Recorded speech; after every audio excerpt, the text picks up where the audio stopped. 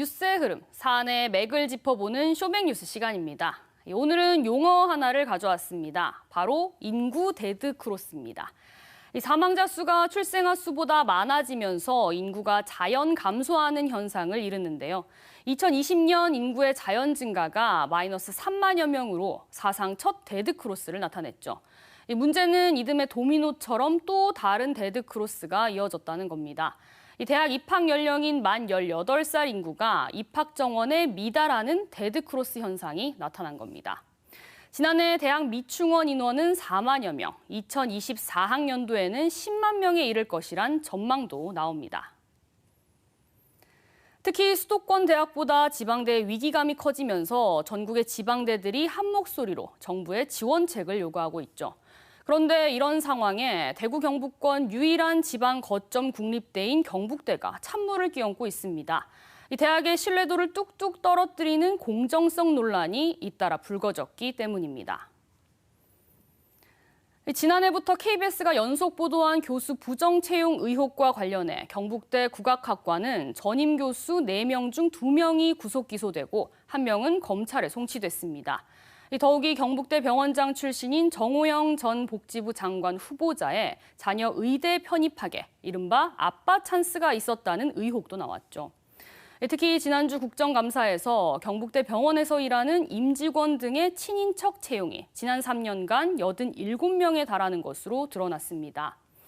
하지만 이런 논란으로 신뢰도가 추락하는데도 경북대는 수사 사안이라는 이유로 교수 부정 채용 의혹과 관련해서는 국감에 자료 제출을 거부했고요.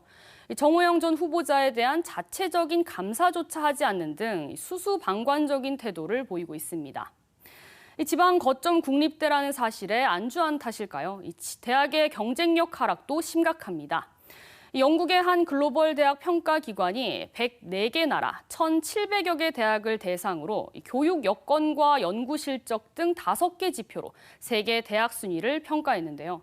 경북대의 세계 대학 순위는 지난해 601에서 800위대에서 801에서 1000위권대로 주저앉았습니다. 국제뿐만 아니라 국내에서도 위상은 흔들리고 있습니다. 신입생 대비 자퇴율은 2016년 9.5%에서 지난해 18.9%로 9.4%포인트 늘어 서울을 제외한 지방 거점 국립대 9곳 가운데 가장 많이 증가했습니다. 또 9곳의 신입생 대비 자퇴율 평균인 17.8%도 웃돕니다. 이 자퇴 이후로 수도권 대학 진학 등이 꼽히는데 더는 지역의 거점 대학으로서 매력이 크지 않다는 뜻일 수 있겠죠. 이런 경쟁력과 위상 하락, 물론 학령 인구 감소와 수도권 대학 집중 등 외부 요인이 큽니다.